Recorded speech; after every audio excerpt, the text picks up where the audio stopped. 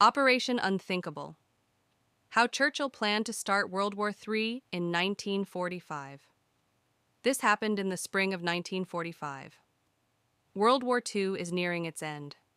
Nazi Germany is on the brink of collapse, and Berlin is about to fall. The Allies, the USSR, the USA, and Great Britain, are celebrating their victory, but relations between the West and the Soviet Union are rapidly deteriorating.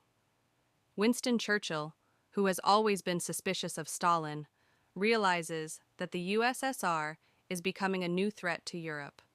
He sees the Red Army occupying more and more territories in Eastern Europe and fears that Stalin will not stop. The birth of the plan. In April 1945, Churchill orders the British military command to develop a plan in case of war with the USSR. The operation is given the codename Unthinkable. Its goal is to force the USSR into submission by military means.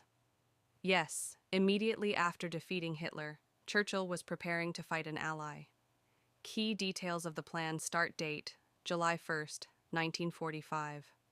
Allied forces, 47 divisions, including American, British, Canadian, and Polish troops. USSR forces, over 170 divisions, including battle-hardened and experienced units. Strategy: a surprise attack on Soviet troops in Europe to push them eastward. The main strike was planned in northern Germany and Poland.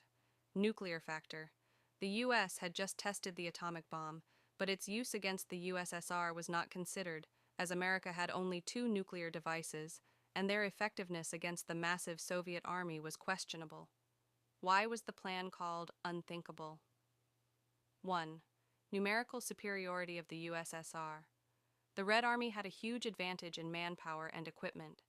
The Allies could only rely on the element of surprise, but even that did not guarantee success. 2. Moral aspect. US and British soldiers had just finished fighting Hitler.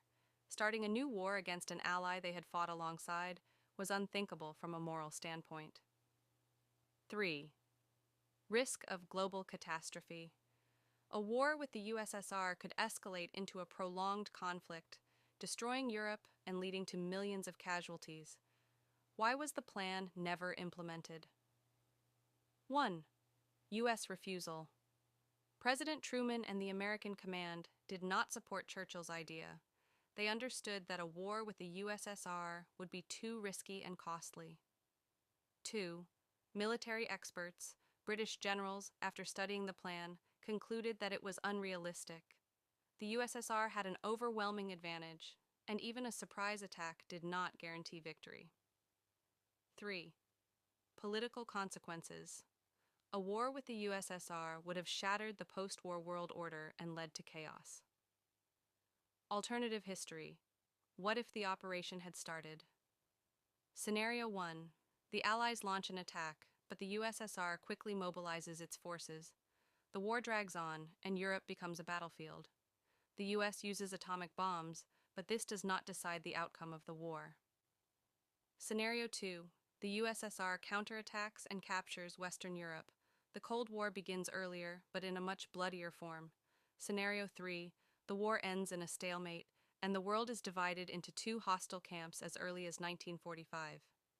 Secret documents Operation Unthinkable was classified until 1998, when British archives declassified the documents. Today, they are available for study and show how close the world was to a new catastrophe. Why is this important today? Operation Unthinkable is a reminder of how quickly allies can become enemies. It also shows that even after the most devastating war in human history, the world remained on the brink of a new disaster.